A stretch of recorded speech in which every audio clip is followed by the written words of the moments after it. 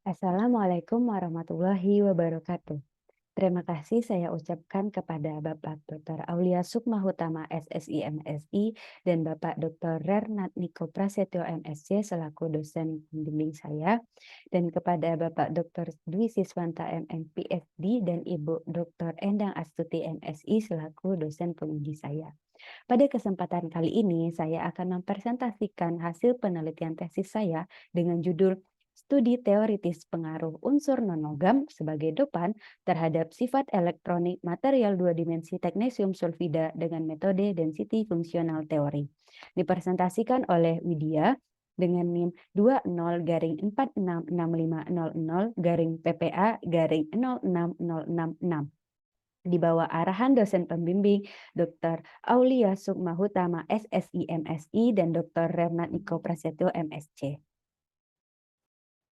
Adapun latar belakang penelitian ini adalah material dua dimensi merupakan kristal yang terdiri dari satu lapisan atom atau beberapa lapisan atom yang memiliki keunikan di ikatannya, di mana terdapat ikatan yang kuat di dalam bidangnya, tetapi ada ikatan van der Waals yang lemah antar lapisannya. Hal ini memungkinkan untuk dilakukannya pengelupasan terhadap struktur bak menjadi lebih sederhana, dan tentu saja sifat yang dihasilkan menjadi lebih baik dibandingkan dengan struktur sebelumnya.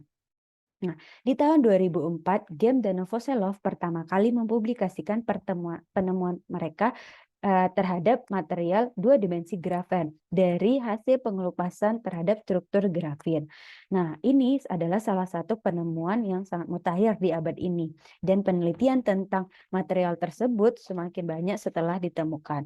Berbagai macam manfaat dari grafen dipublikasikan dan diklaim dapat diaplikasikan, yaitu salah satunya seperti digunakan sebagai hydrogen sensing oleh penelitian dari Wu dan teman-teman di tahun 2010, kemudian digunakan sebagai superkapasitor oleh Chen dan teman-teman di tahun 2015, dan tentunya yang sangat banyak dipublikasikan ada tentang sifat thermal dan elektronik grafen yang juga dilakukan oleh Escobar, Magbol, dan Zhou beberapa tahun terakhir ini. Nah, meskipun kita ketahui begitu banyak manfaat dari grafen, ternyata grafen diketahui memiliki celah pita yang sifatnya infinite, sehingga pemanfaatan sifat elektroniknya akan lebih sulit diatur. Nah, oleh karena itu, dilakukanlah berbagai penelitian terkait memodifikasi atau menginvestigasi modifikasi terhadap celah pita tersebut. Beberapa hal yang dilakukan itu ada seperti melakukan doping, membuat heterojunction, dan sistem hibrid. Atau adalah dengan memanfaatkan salah satu atau anggota lain dari material dua dimensi. Nah, salah satunya itu adalah dengan menggunakan logam transisi dikalkogenat atau yang lebih dikenal dengan akronimnya TMDC atau TMDCS, yaitu transisi metal dikalkogenat. Material ini adalah material yang memiliki rumus kimia Mx kuadrat, di mana M tersebut adalah logam transisi seperti molybdenum, tungsten, teknesium, rhenium, dan lainnya, dan X itu adalah kalkogennya seperti S, Se, dan Te.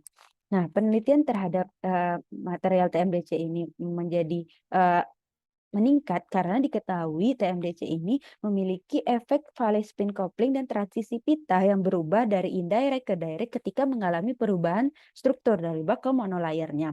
Dan dengan sifat tersebut, ini menjadi alasan bahwa TMDC tersebut mampu dijadikan sebagai kandidat yang cocok dalam aplikasi industri katalis, fotonik, dan optoelektronik. Hal itu juga sudah dipublikasikan oleh beberapa peneliti seperti Chain tahun 2016, Tian tahun 2016, Zia dan Li tahun 2016, dan Bernadi di tahun 2017. Nah, di antara anggota dari material TMDC tersebut ada salah satunya yaitu adalah material berbasis teknesium. Material berbasis teknesium ini memiliki beberapa perbedaan dari golongan TMDC lainnya, yaitu strukturnya yang lebih besar dan asimetris, permukaannya bergelombang, dan strukturnya sangat anisotropik, dan dapat terjadi ikatan logam-logam yang tidak ditemui di material TMDC lainnya. Hal ini membuat material teknesium sulfida itu dapat dimanfaatkan sebagai fotovoltaik dan fotokatalis seperti yang telah diteliti oleh Geode and al. Tahun 2016. Nah, tetapi seperti yang kita ketahui TMDC itu adalah material semikonduktor, di mana material semikonduktor TCS2 ini memiliki celah pita yang tergolong kecil. Nah, untuk memanfaatkan celah pita tersebut biasanya dilakukan beberapa modifikasi terhadap keadaannya itu. Nah, seperti yang sudah dijelaskan sebelumnya, ada beberapa metode yang dilakukan untuk memodifikasi celah pita dan salah satunya yang paling, efektif adalah dengan melakukan doping, baik itu doping menggunakan non-logam atau doping menggunakan atom, logam. Nah, studi teoritis dan eksperimen tentang penggunaan doping non-logam ataupun doping, logam tersebut juga sudah banyak dilakukan, seperti yang dilakukan oleh, eee Cakir dan teman-teman pada RS2, kemudian ada Huang di SNSD2, ada Auma di TMOS2 dan, Auma juga di TCS2.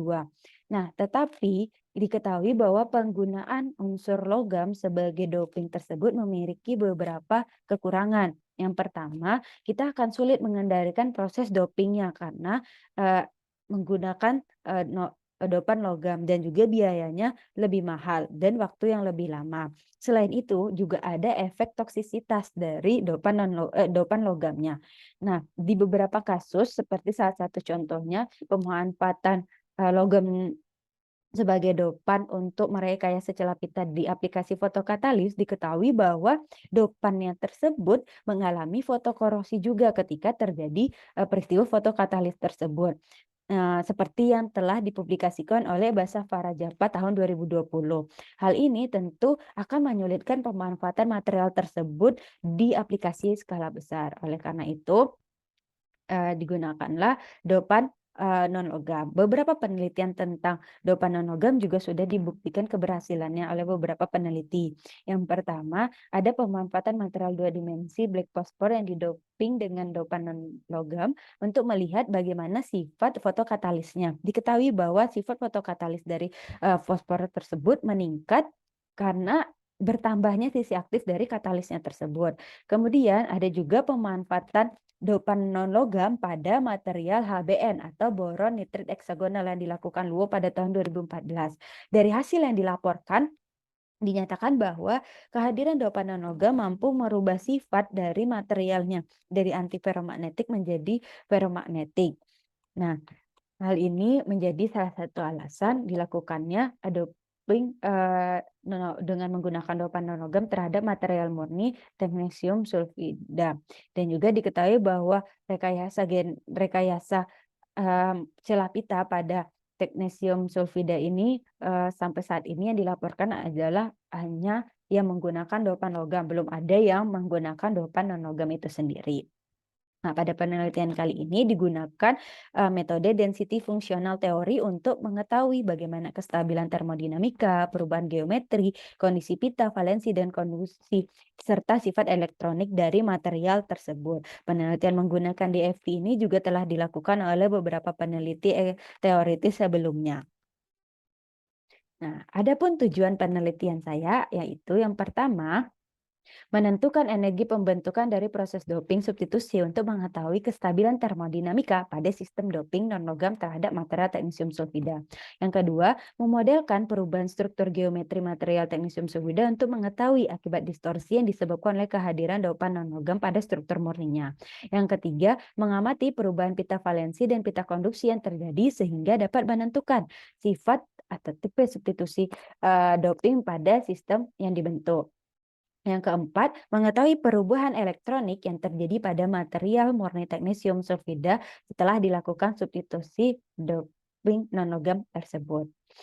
Nah, adapun manfaat penelitian ini adalah untuk diperoleh informasi mengenai sifat elektronik material 2 dimensi teknesium sulfida yang didoping atom non-logam. Informasi tersebut dapat digunakan untuk membantu peneliti-peneliti eksperimen dalam membuat material maju yang berdasarkan material teknesium sulfida.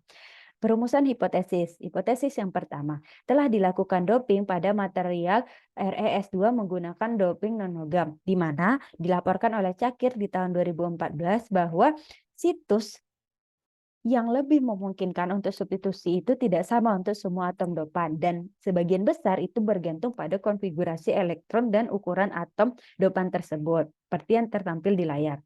Selain itu juga telah dilaporkan oleh Faurin dan teman-teman di tahun 2021 bahwa mereka mensubstitusi doping non-logam di material ZrTiO4 dengan membandingkan energi pembentukan pada posisi O, Ti, dan Zr. Diketahui bahwa nilai dari doping ketika dilakukan di posisi O, Ti, dan Zr, nilai di O itu jauh lebih kecil dibandingkan dengan yang dilakukan di Ti dan Zr. Hal ini secara keseluruhan itu lebih kecil di O. Hal ini membuktikan bahwa ada kecenderungan bahwa doping non-logam itu lebih stabil di posisi dengan valensi elektron yang lebih mirip. Nah, oleh karena itu saya merumuskan hipotesis jika atom non-logam menggantikan salah satu atom S atau Tc pada material teknisium sulfida, maka stabilitas termodinamika pengganti atom S akan lebih tinggi daripada atom Tc. Hal ini dapat kita lihat dari energi pembentukannya. Kemudian hipotesis yang kedua, yang et al. Pada tahun 2008 juga meneliti bagaimana pengaruh dari senyawa TiO ketika dilakukan doping di posisi O. Nah, ternyata ikatan dari dopan yang dimasukkan terhadap Ti pada strukturnya itu jauh lebih panjang dibandingkan dengan ikatan O dan Ti pada material murninya. Nah, kemudian di tahun 2017 Lu et al. Juga melihat bagaimana pengaruh doping non-logam pada material grafen C3N4, di mana ternyata juga terjadi perubahan panjang ikatan sebesar kurang lebih dari 4% pada parameter material murninya. Nah, karena itu saya merumuskan hipotesis jika atom non-logam mengganti salah satu atom S, maka terjadi perubahan struktur lokal geometri, dan panjang ikatan dari Tc dengan atom dopan akan lebih panjang daripada panjang ikatan Tc dan S pada material murninya jika nomor atom dopan tersebut lebih besar dibandingkan S. Begitu pula sebaliknya. Dan berlaku juga ketika atom non-logam menggantikan salah satu atom Tc. Hal ini akan dibuktikan dengan melihat struktur geometri yang terbentuk. Hipotesis yang ketiga. Nah, pada hipotesis yang ketiga kita akan melihat bagaimana pengaruh dari rekayasa Celapita yang dihasilkan. Nah, di sini Oma dan teman-temannya di tahun 2020 menggunakan dopan logam untuk merekayasa struktur dari monolayer teknisium sulfida. Nah, dapat kita lihat di gambar terjadi pergeseran baik pita valensi maupun pita konduksi dari masing-masing material tersebut, dari masing-masing sistem yang dibentuk. Nah, dari pergeseran tersebut kita dapat melihat tipe dari sistem yang terbentuk, apakah tipe N atau tipe C. Nah, jika dia mendekati ke pita valensinya, maka yang terbentuk adalah tipe P. Sedangkan kalau dia dekat ke pita konduksinya, itu akan membentuk tipe N. Nah, selain itu juga Cakir juga melaporkan bahwa tipe semikonduktornya itu dapat juga dilihat dari bagaimana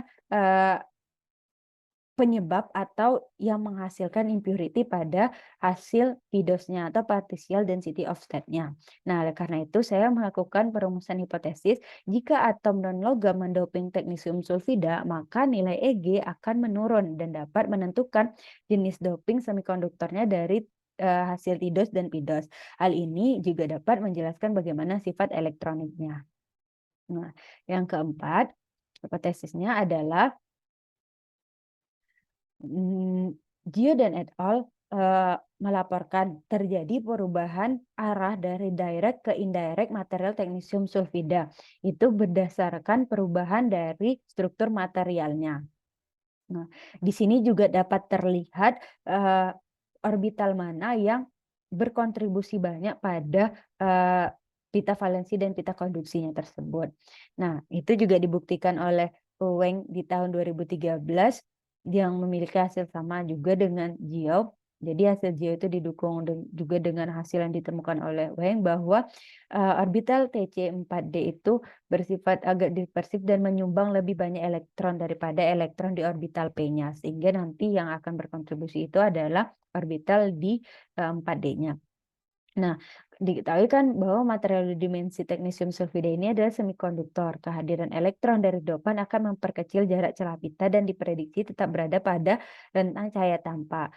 Nah, akibatnya sistem doping non-logam akan menyebabkan material tersebut bersifat ke arah metalik. Adapun metode penelitian yang digunakan adalah metode DFT dengan menggunakan pseudo PLWPBE dengan software Quantum Espresso, dan dopan non-logam yang digunakan yaitu HBCNOFClBr, I, dan Se. Nah, ini adalah visualisasi dari sistem yang akan dibentuk, dan ini bentuk dari jalannya proses running di laboratorium. Jadi nanti akan dilakukan doping di dua sisi, yaitu situs S sama situs TC. Hasil penelitian. Nah, yang pertama untuk struktur, geometri, dan elektronik teknisium sulfida. Berdasarkan hasil penelitian, didapatkan parameter Kisi dari material 2 dimensi teknisium sulfida itu adalah pada posisi A-nya itu sebesar 12,777 Armstrong, B 12,995 Armstrong, C 11,999 Armstrong. Dengan sudutnya A dan B itu sama-sama 90 derajat, dan gamanya itu ada alfa dan betanya sama-sama 90 derajat, dan gamanya adalah 61,171. Dengan panjang ikatannya diamati seperti yang tertera di gambar dengan hasil seperti ini. Kemudian sementara itu untuk nilai EG-nya didapat nilai EG dari material tek CS2 itu ada 1,25 dengan VBM-nya yang berkontribusi banyak adalah TC4D dan CBM-nya itu S3P.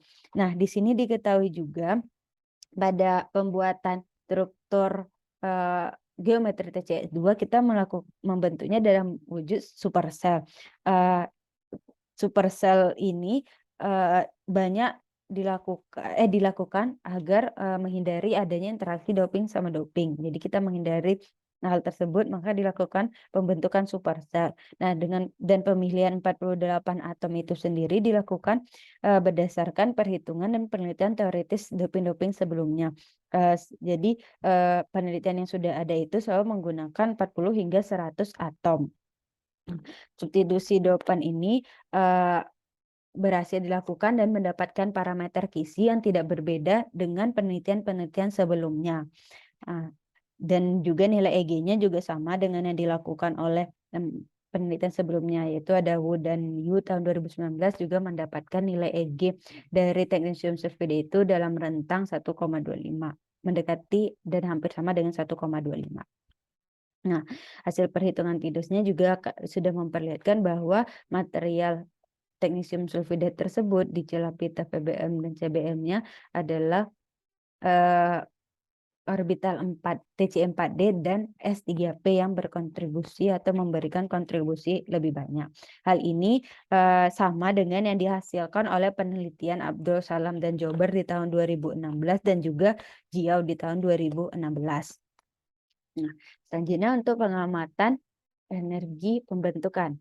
Nah, pada hasil energi pembentukan diketahui bahwa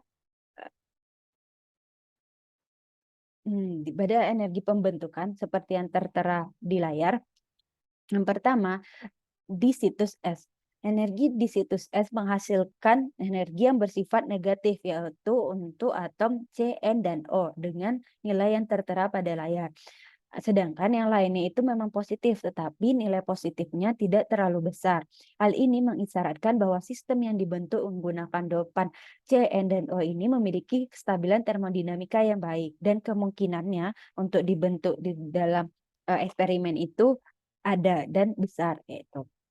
Sedangkan untuk substitusi di TC secara umum dia memiliki nilai yang lebih besar dibandingkan dengan substitusi di S dan bernilai positif semuanya.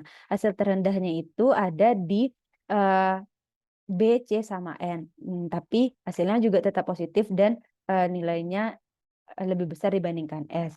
Hal ini dipengaruhi seperti yang disampaikan ketika di hipotesis, diketahui bahwa atom non-logam memiliki konfigurasi elektron dan jumlah elektron valensinya itu lebih mirip ke S dibandingkan dengan TC. Begitu juga dengan sifat elektronegativitas dan ukuran partikelnya gitu. Dibandingkan dengan TC, atom-atom non-logam yang digunakan itu lebih dekat ke S. Oleh karena itulah substitusi di S secara keseluruhan lebih mudah dilakukan dibandingkan dengan TC. Terlihat dengan nilai S yang jauh lebih kecil dibandingkan dengan TC. Yaitu. Tapi tetap juga tren di mana ketika atomnya itu jauh lebih besar dibandingkan S, nilai yang digunakan atau nilai pembentukan yang dihasilkan juga jadi lebih besar. Contohnya di I. Ini kan diketahui ukuran atomnya juga sangat besar gitu kan dengan jari-jari atomnya yang juga jauh. Nah, hal ini menyebabkan penggantian di posisi S-nya tersebut sulit juga tergolong lebih sulit dibandingkan atom-atom lainnya di posisi S. Karena itu dia hasilnya juga cukup besar dibandingkan dengan yang lainnya. Kemudian untuk melihat pengaruh sifat geometri dan elektronik dari masing-masing dopan di situs S. Nah, yang diamati adalah seperti ini posisinya. Jadi untuk melihat ikatan yang terbentuk diamati 6 interaksi atom tetangga di sekitar atom dopan yang dimasukkan. Nah, perubahan kisi parameternya secara rata-rata itu di posisi L-nya itu jadi 12,816 Armstrong dan B-nya itu 13,034 Armstrong. Ini terjadi pergeseran di struktur awalnya ketika dopan tersebut dimasukkan. Nah, berdasarkan hasil penelitiannya diketahui bahwa perpanjangan dan perpendekan di struktur tersebut dialami oleh atom-atom tersebut. Nah, selisihnya berubah menjadi lebih pendek ketika disubstitusi oleh H, B, C, N, O, dan F. Sementara untuk Cl, Bri, dan Se itu bersifat lebih positif atau berarti perubahannya itu terjadi perpanjangan. Nah, kalau dia perubahannya positif, menyatakan bahwa atom-atom tetangga di sekitar dopan tersebut dimasukkan mengalami pergeseran keluar. Sedangkan kalau dia bernilai negatif, pergeseran yang terjadi dari atom-atom tetangga di sekitar atom dopan tersebut bergeser ke dalam. Hal ini dipengaruhi juga oleh jari-jari dan ukuran atom tersebut. Ketika yang menggantikan itu lebih kecil dibandingkan si S-nya, dia cenderung atom tetangga S lainnya itu ikut mengalami penarikan atau pergeseran ke dalam. Sedangkan kalau ukuran dopan yang dimasukkan itu lebih besar, dia akan terdorong ke luar bidangnya gitu. Tapi secara keseluruhan di situs S, perubahan yang terjadi itu tidak lebih dari 4%. Sama seperti penelitian yang telah diuji oleh Daniel Cakir di tahun sebelumnya. Kemudian untuk sifat bagaimana sifat di hasil perhitungan TIDOS dan PIDOS-nya terlihat pada gambar berikut. Nah, kita lihat bahwa di bagian yang ini itu adalah hasil perhitungan TIDOS dan yang ini adalah hasil perhitungan PIDOS-nya. Di sini untuk membandingkan kami sengaja membuat rentang celahnya itu adalah di 1,25 untuk membandingkan dengan material murninya. Nah, dapat kita lihat hampir di semua substitusi dopan non-logam tersebut terjadi pergeseran pita VBM dan CBM-nya.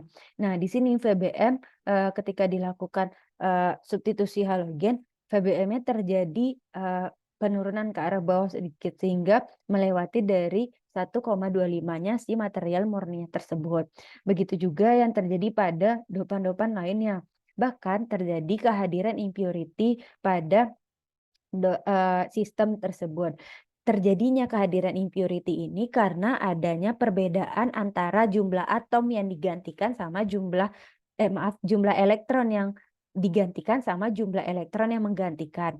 Nah, seperti ini di boron kan muncul nih ke impurity. Di sini karena ketika si S tersebut kan ada 6 elektron di kulit valensinya, tetapi ketika digantikan oleh si boron itu cuma ada 3 elektron, sehingga terjadi ketidakseimbangan, makanya muncul impurity di celah pitanya. Nah, dari kemunculan impurity ini kita dapat menilai dia dekat ke arah pita valensi atau pita konduksi, dan juga ketidaksimetrisan di antara material tersebut menyebabkan ada kemungkinan induksi magnet yang terjadi. Nah, untuk sifat geometri dan elektronik di situs TC. Nah, seperti yang terlihat di sini, terjadi juga perubahan parameter Kisi yang rata-rata hampir sama dengan perubahan ketika dilakukan di situs S, yaitu 12,816 Armstrong dan 13,034 Armstrong. Nah, tetapi untuk pengaruh terhadap panjang ikatannya itu sendiri ketika dilakukan di TC ada beberapa variasi gitu kan, di mana bernilai negatif ketika dilakukan CN dan SE, sedangkan yang lainnya itu bernilai positif. Nah, di TC ini sebenarnya kalau dilihat dari ukuran atomnya kan jauh lebih besar gitu dibandingkan dengan atom-atom yang lainnya, karena jari-jari atomnya juga lebih besar dibandingkan dengan atom dopannya gitu kan, yang menggantikannya itu jauh lebih kecil dibandingkan yang digantikan. Nah, kemudian ada faktor elektronegatif dari si atom pengganti dan yang menggantikan. Kita tahu tingkat elektronegatif dari atom TC dengan semua atom dopannya ini sangat berbeda. TC diketahui memiliki tingkat elektronegatifnya 1,9, sementara semua atom dopan yang digunakan ini memiliki tingkat elektronegatif 2 dan lebih gitu. Hal tersebut juga mempengaruhi, misalnya ketika dilakukan doping dengan dengan logam-logam halogen, non-logam halogen. Maksud saya dengan dopan non-logam halogen. Kan halogen memiliki sifat keelektronegatifannya yang sangat tinggi. Jadi mereka cenderung menarik elektron ke arah mereka. Nah, sehingga ketika logam-logam atom non-logam tersebut menarik elektron ke arah dirinya, maka terjadi pergeseran dari atom-atom tetangga di lokasi dopan tersebut dimasukkan dan bergeser keluar dari bidangnya. Karena itu terjadi perubahan selisih ke arah luar dan bertambah. Nah, bahkan di situs TC diketahui bahwa persentasi dari perubahan panjang ikatan tersebut mencapai 27%. Nah, kemudian untuk sifat dari PEDOS dan TIDOS-nya sama seperti pada penelitian di situs S, juga terjadi pergeseran di pita valensi dan konduksi dari masing-masing sistem. Bahkan di situs ini lebih banyak terbentuk impurity ya pada sistemnya. Hal ini terjadi karena ada perbedaan sifat yang begitu besar antara TC sama dopan-dopan yang digunakan pada sistemnya. Nah, dan juga pada dopan SE terhadap material tersebut tidak terbentuk band gap sama sekali. Hal ini dimungkinkan karena SE ketika menggantikan S itu kan sifatnya sangat mirip dan juga tidak terbentuk akhirnya sistem yang membutuhkan menilai EG, tetapi terjadi seperti material biasanya. Seperti itu. Nah, untuk nilai VBM dan CBM berdasarkan perhitungan dapat dilihat seperti ini. Dari nilai EG didapat dihitung nilai CBM dan VBM. Nilai yang dihasilkan ini tergolong nilai yang sangat kecil, sehingga mengisyaratkan bahwa material atau sistem yang terbentuk itu bersifat lebih ke arah metalik. Dan kan untuk pemanfaatan seperti fotokatalis itu tidak mampu karena tidak bisa potensial reduksinya itu berada di bawah, tidak mampu untuk mereduksi air, seperti itu. Nah, adapun kesimpulan dari penelitian yang telah saya lakukan ini, yang pertama, kestabilan termodinamika paling baik dimiliki oleh doping C, O, dan N di situs S. Sedangkan untuk sistem doping lainnya memiliki energi pembentukan positif, tetapi kestabilan termodinamika di situs S secara keseluruhan lebih stabil. Oleh karena itu, kita dapat simpulkan bahwa S adalah situs favorit dari proses doping tersebut. Kemudian perubahan panjang ikatan TC dan S mengalami perubahan sebanyak 4% ketika di situs S dan 29% ketika di situs TC. Ini sangat dipengaruhi oleh tingkat elektronegatif dan jari-jari atom yang mengganti dan yang digantikan. Nah, kemudian sistem doping TCS2 menyebabkan nilai EG mengalami penurunan dari 1,25 menjadi hingga 0,09 EV dan berdasarkan perhitungan PIDOS-nya, terjadi hingga 0,9 EV dan berdasarkan perhitungan PIDOS-nya substitusi doping yang dilakukan tergolong tipe N untuk kebanyakan atom. Nah, TCS2 adalah material semikonduktor dengan band gap kecil. Setelah ditambahkan dopan nanogam, sifat semikonduktornya mengalami perubahan lebih ke arah metalik.